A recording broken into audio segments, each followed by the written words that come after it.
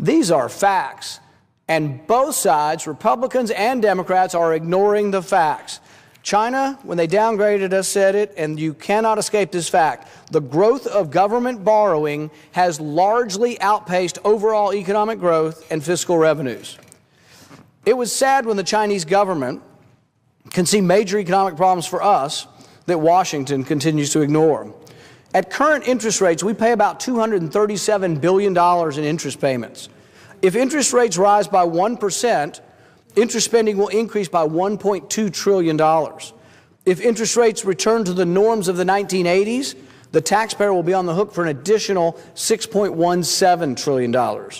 If interest rates go to 10%, Katie, bar the door. The panic will be upon us. Now, most conservatives would be aghast if we talked about price controls. Conservatives realize, as most economists now do, that price controls lead to a glut if the price is too high, and to bare shelves if the price is too low. The Soviet Union was brought low for that very reason. No one, no matter how wise, can determine the correct price of bread without a marketplace. Anytime a government tries to set prices, the consequences is disastrous. But many leaders who are quite aware of the destructive nature of price controls nevertheless advocate for allowing the Fed to set the price of money. For that is what interest rates are, simply the price of money.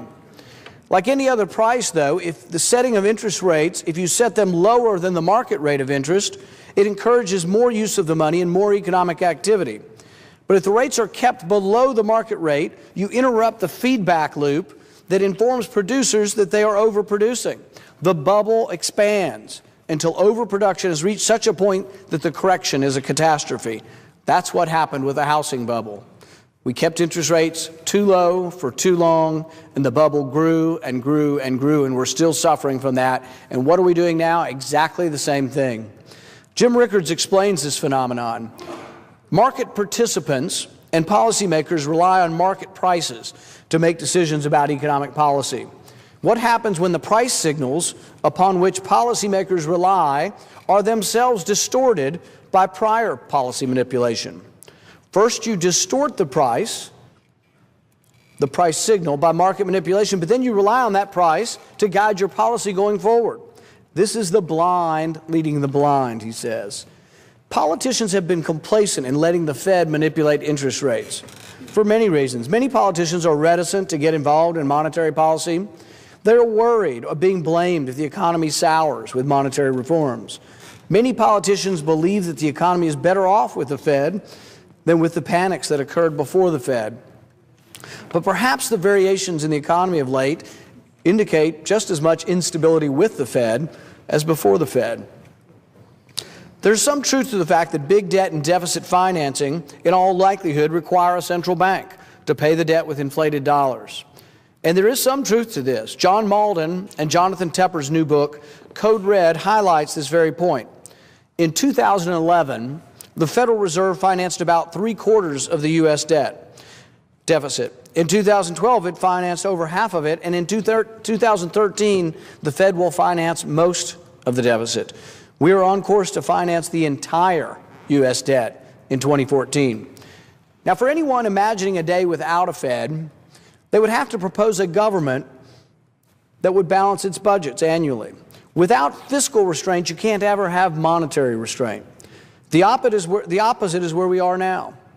With fiscal irresponsibility, borrowing over $1 million a minute, you need a compliant monetary policy, and that's exactly what we have.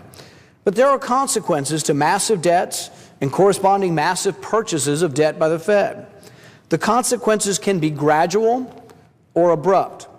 The gradual bankrupting of America is proceeding apace. We pay for it with new money created by the Fed. The result is a gradual loss of the purchasing power. Over the past 100 years, the dollar has lost 96% of its value. A nation can survive this gradual loss, we have, but some would argue that the people hurt most are those that are least able to absorb rising prices, the poor and the elderly on fixed incomes. The other possible outcome is an abrupt loss of confidence in the currency. The panic of 2008 approached mass fear that the system was unsound. Reports that the emperor had no clothes were taken seriously, as even the soundness of money market funds was questioned. Our system of paper currency, now backed by the promises of politicians, a $17 trillion debt, and used car loans and bad home mortgages, is always one panic away from dissolution. When that day comes is uncertain. Can the Fed continue the ledger domain? Can the Fed continue the illusion of wealth that comes with freshly inked money? Time will tell. But I, for one, want to know what the Fed is doing. Are individuals enriching themselves at the expense of the public? Does Fed policy enrich one group of individuals at the expense of another? What assets does the Fed hold? What informs their decision-making process? I, for one, want answers. I, for one, want transparency. President Obama's choice of Janet Yellen as the new head of the Federal Reserve is concerning due to the policies Ms. Yellen has promoted in her history at the Fed. The Federal Reserve's answer to economic crisis has long been simply to print more money, or what they call quantitative easing. It does not take a rocket scientist to figure out that printing money out of thin air is not sound long-term economic policy. But Ms. Yellen has been a major cheerleader for it. The Washington Post, Neil Irwin, wrote that Yellen has been not merely an engineer of quantitative easing and forward guidance, but a consistent voice within the central bank to go even further. Quantitative easing is not enough. She wants more. Will she go further? Will the same policies continue unabated? Those of us who think quantitative easing has gotten out of hand are now being asked to confirm a nominee who thinks that the Fed has not done enough along these lines. The vote was overwhelming to confirm Janet Yellen, but I think we will rue the day that we endorsed quantitative easing. I believe the Federal Reserve is structurally flawed. I believe we need to be able to prevent or restrict chairmen today or in the future from aiding and abetting the allies of banks and big government. As monetary historian Peter Bernholtz wrote in his famous book, Monetary Regimes and Inflation, we draw the conclusion that the creation of money to finance a public budget deficit has been the reason for hyperinflations.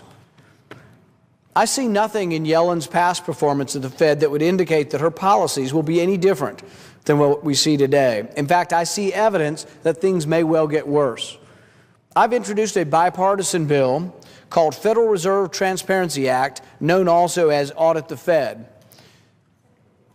The purpose of my bill is to eliminate the current restrictions on GAO audits, along with mandating that the Federal Reserve, credit facilities, security purchases, and quantitative easing activities become subject to congressional oversight. Looking into what the Federal Reserve does with our money has significant support from both parties, many members of which have heard the same concerns back home in their state district.